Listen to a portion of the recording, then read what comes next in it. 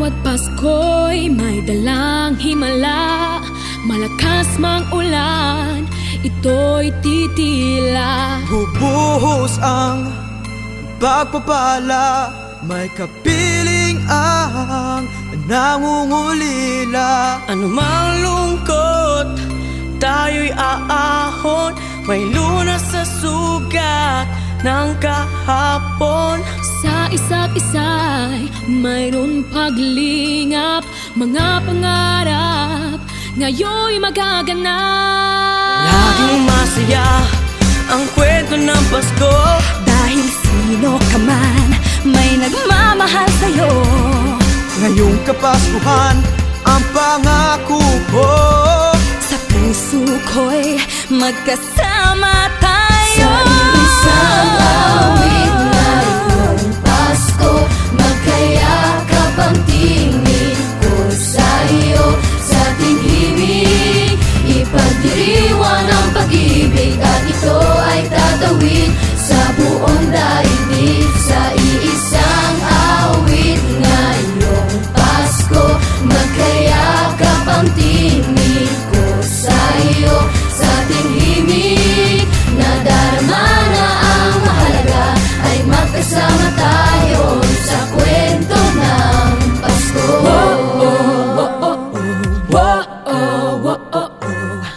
Kwento ng Pasko. Dumating ako ng 1990 dito sa Italia.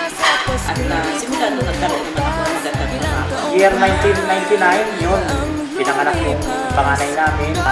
Nag-umpisa ako na tagasabit lang ng jacket. Kita, tama-tama lang para sa pamilya. Isang tapos pangkain.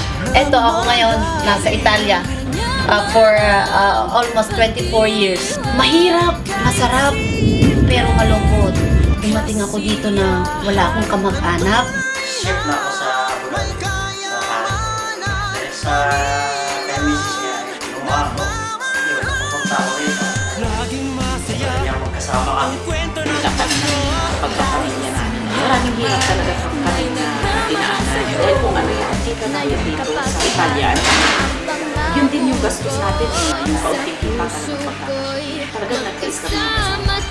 Sa isang awit ngayong Pasko, magkayakap ang tingin ko sa iyo. Sa ating himig, ipagdiriwang ang pag-ibig, at ito ay tatawid sa buong daigdig. Sa iisang awit ngayong Pasko, magkayakap ang tingin ko sa iyo.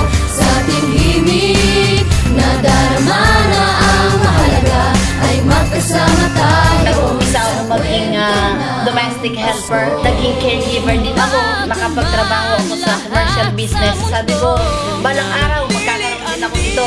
Ito ako ngayon. Ako na ang may-ari ng aking trabaho. Sacrifice naman sa akin. Tayo sa Himala ng Pasko ay hiwaga ng Diyos. Sa isang awit ngayong Pagpasko sa Italia, malungkot. Dahil nasa bahay ka lang, maraming pagkain, sagana ang lamesa. Pero syempre, iba ang Pasko sa Pilipinas. sa buong daigdig. Sa iisang awit ngayong Ngayong Pasko, magkayakap ang tingin makikagap ang linig. Almost 60 years na talaga ako na pinakapasko sa atin. Kaya nakakamiss. Kaya sana next year, makakapamasko naman sa atin. 16 years na akong pinakapasko Kwento na. ng Pasko. Nung nandito tayo sa abroad, ilang buhay sa abroad, hindi na makaway pag panahon ng Pasko. Halos 24 years akong hindi nagpapasko sa atin. Pero sa December 16, uuwi ako.